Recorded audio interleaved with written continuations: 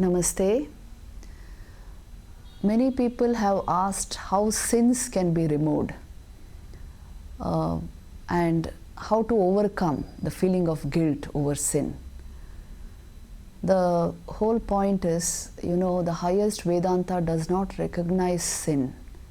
It recognizes error when we are not identified with our divine nature and think we are only the small Jivatma identified with the body and mind. Then only the picture of sin, the concept of sin comes into our mind. But yes, if there has been any cause of regret in our actions, in our thoughts, and anything negative which we are not able to overcome, then there is a way to overcome it. So this is what is called a sin. Traditionally, a sin is that which does not help you manifest the glory of your soul. That is what is called papa. And punya means that which helps you manifest the glory of your soul. So knowledge, devotion, higher spiritual practice, good service activities, good attitudes of mind, all these constitute punya. But doing negative actions, anger, hatred, lust, all these constitute papa, sins. So when a sin has been committed consciously or unconsciously, and then the mind is full of regret, how do we overcome the effects of that sin? This is an important question. There are ways to do this. One is what is called aghamarshana. Agha means sin, and there is a way of removing the effects of that sin through definite rites and rituals. Traditionally, it used to be practiced like this: Shanti, Swastyayan, and there are certain kinds of rituals which are performed in order to remove negative effects born of bad karma. The second way is, by spiritual practice. If there is constant devotion to God, and if you can tearfully pray to Him that to remove whatever was unconsciously done and that I will not repeat it again, if this can be prayed in a very sincere manner, if you can pray for this, then the effects of the sin is removed. Holy Mother Sri Sharda Devi used to say that where a big accident had to happen due to the sin, you will suffer a small thorn prick. So the effects of the sin are minimized through spiritual practice, prayer, devotion, japa, all this. Deep prayer will remove the veil of sin and the deep regret and pain in the heart. But then one should not repeat it again. For that, the required sanskar backup should be there. Because you see, one gives in to sin only when sufficient positive good sanskars are not there. So then one has to work upon building those sanskars. So the third most important point is, how do we work on sanskars? We change our ways of thinking.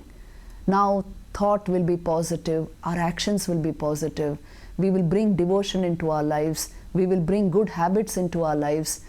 As we go on repeating good vrittis, they will go into our subconscious and become good sanskars, and they will support our prayer, our spiritual practice, and remove the negative effects of our bad karmas. So the generation of sanskars, the purification of sanskars is very important. Otherwise, repeatedly we will go into the sin mode.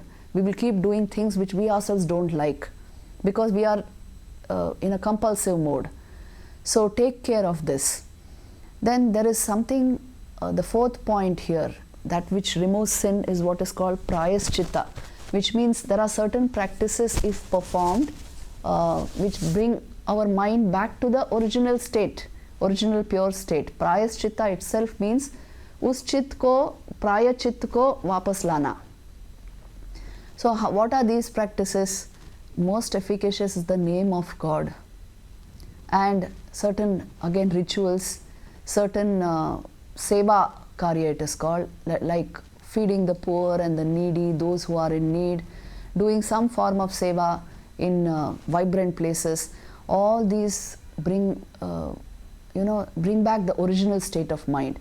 Prayaschita can also be performed through intense austerity in one's personal life, which means leading a very disciplined life, regulating our intake of food, whatever we take in through the senses, regulating whatever we take in through the mind, and deliberately performing practices which will eliminate bad karma, which will remove bad karma.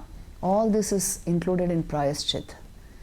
It also takes the form of giving up small pleasures in life or something which we like very much.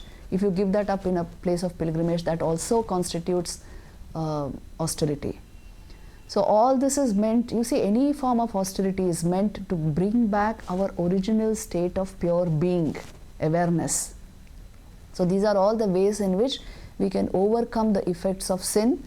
But the most important thing in life is, putting the foundational stones for a really bright, elevated life, creating the right sanskars, so that we don't go back into negative influences, into negative actions.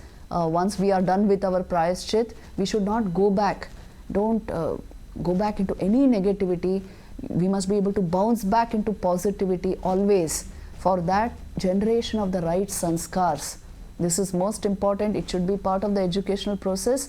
If it is not, the family environment, the family culture should cultivate it. So this is when mind really is elevated. So then there will be no question of sin in the life. The mind only wants to do positive, something positive and positive and positive.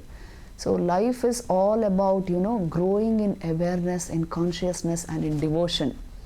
Don't waste it on small things. A wasted human life will leave only regrets in our minds, and that's the greatest sin. So take care of your mind, take care of your life, and commit to a higher life. I think that's the way out of sin. Om Shanti Shanti Shanti.